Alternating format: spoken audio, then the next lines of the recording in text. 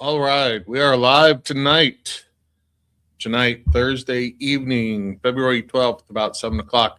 And tonight we're going to talk about long term care insurance. We're going to just go over the basics, why it's important, how people plan for it, and different types of it. Not really going to get into costs or too many deep details. Just give you an idea of kind of how it works and why we think it's very important here at Bill Gear Insurance. My name is Mark Bill Gear with Bill Gear Insurance, and we help people with their Medicare, their long-term care, their life insurance, and making sure their retirement is pretty stable, because healthcare is the number one thing that can wipe out even a well-prepared for retirement and can erode a portfolio faster than just about anything else. So let's jump in, just do a little bit of long-term care insurance discussion, and then if you have any questions, please just let me know, and we will check that, and we will do our best to answer questions for you. Or if you want to contact us later, absolutely, please do that. So let's get into protecting your most important asset, your family. They are your most important asset. All right, so why does this matter? Well, because people live longer. People are just living longer thanks to medical technology, pharmaceuticals. There's a lot of education about how we can take care of ourselves.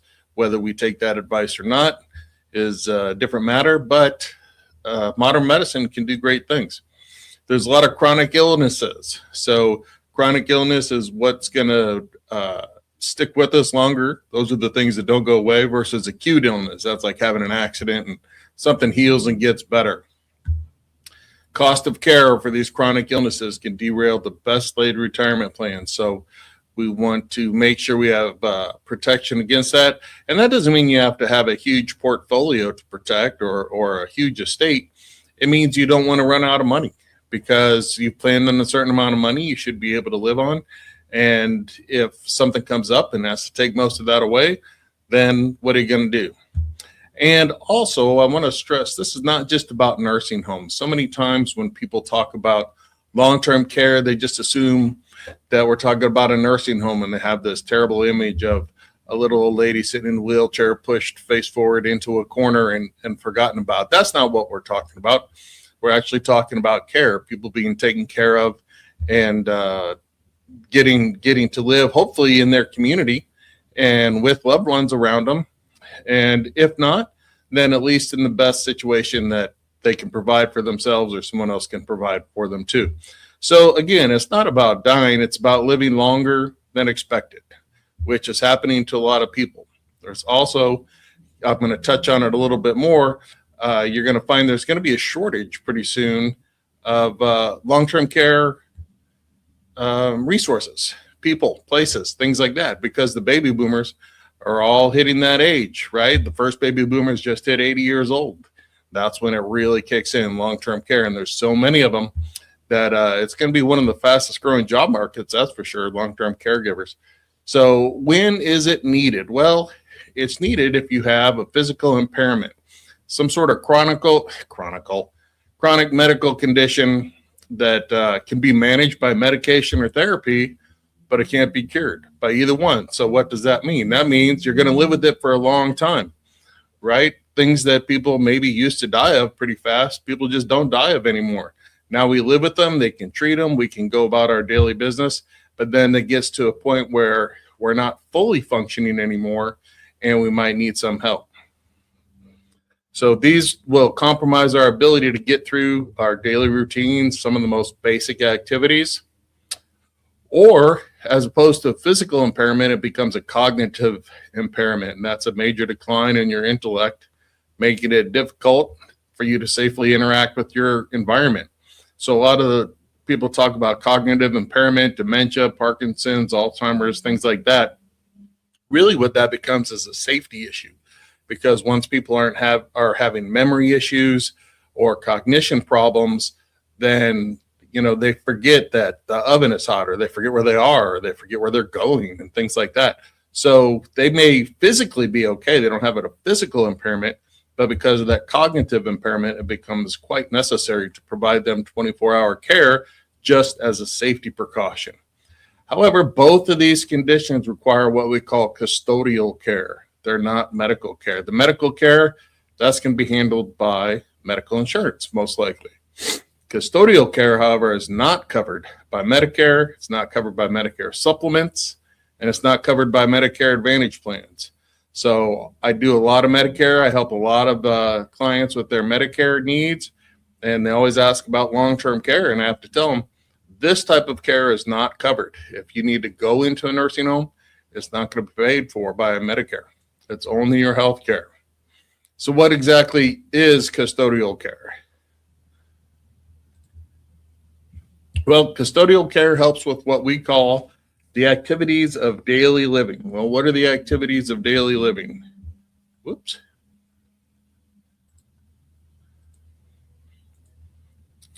They are bathing, dressing, eating, transferring, toileting, and continence. So if you ever have trouble with two of those, doesn't have to be all of them, but it can't just be one of them. It's got to be at least two of them. Then you're probably going to qualify, if you have some type of insurance, to go on claim or turn that insurance on. Usually they're based around your activities of daily living. And those are the most common ones: bathing yourself, dressing yourself, feeding yourself, transferring. That's kind of a picture of transferring right there. It's getting from a chair to a wheelchair, or from a bed to a chair, bed to a wheelchair, things like that.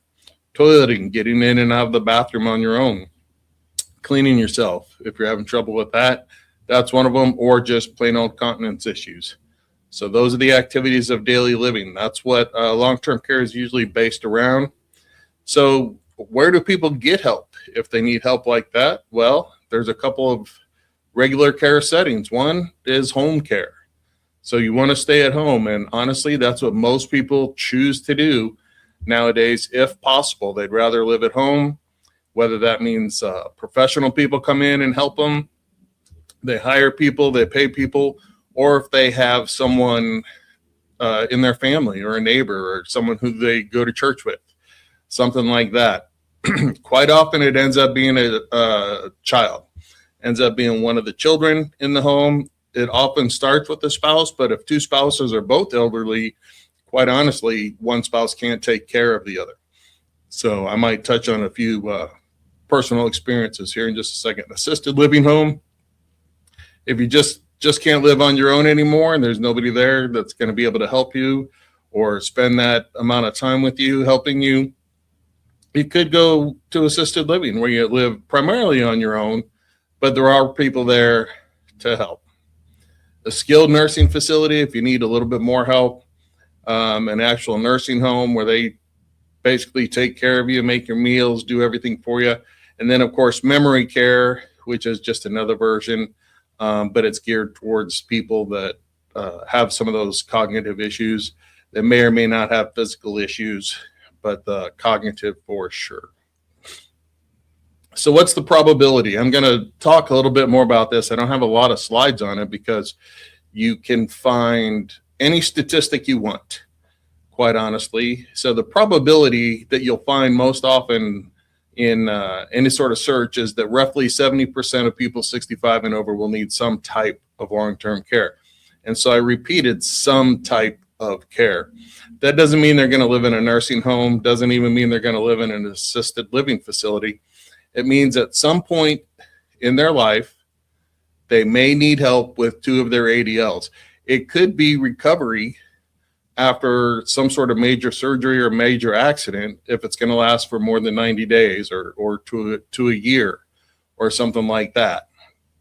They may be using some of their long-term care benefits for something like that. So one of the other things is when you ask long-term care companies, people who purchase long-term care, honestly, about 50% of the people who purchase it. Now, that's 50% of the people who purchase it.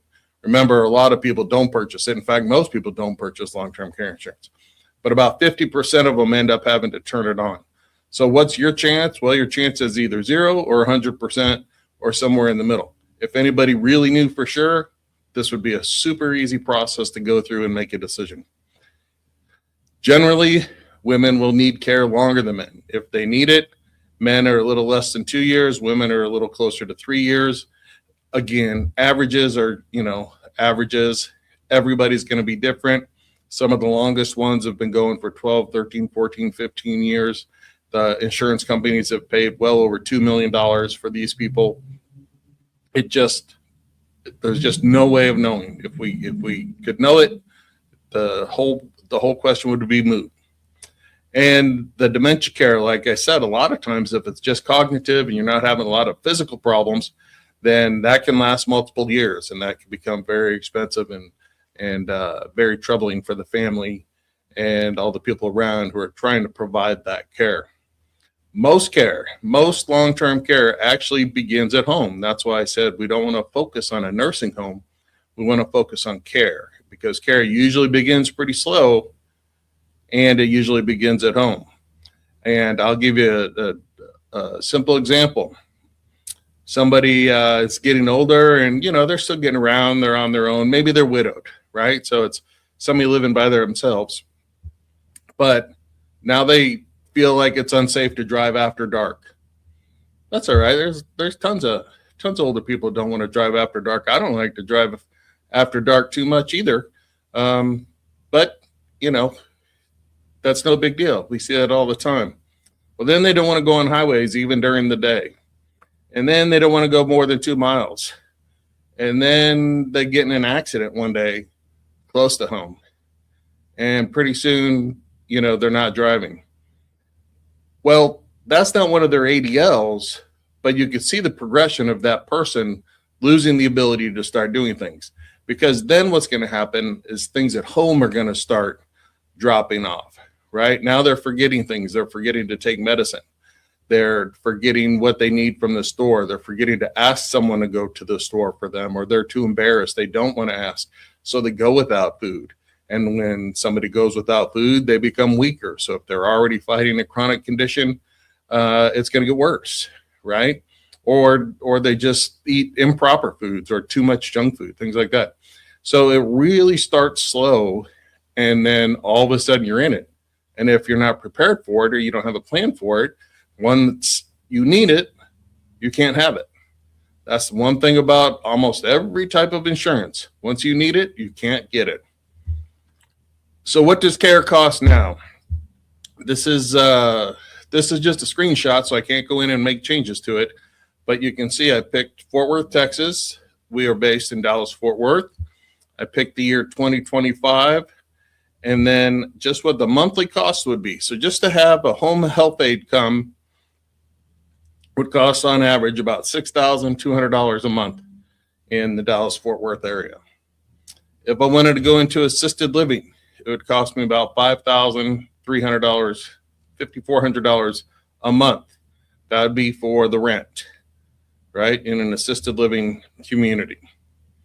And if I wanted a private room in a nursing home, be about $7,800 a month. That's this year, 2025 or 2026 is what I bumped it up to, or 2025, I guess it's just from December 2025. But what's it going to cost in 10 years? Well, now that same home health aide is going to cost almost $8,500 a month. Assisted living is going to be $7,200 a month. And a private room in a nursing home is going to be $10,500. So $125,000 a year.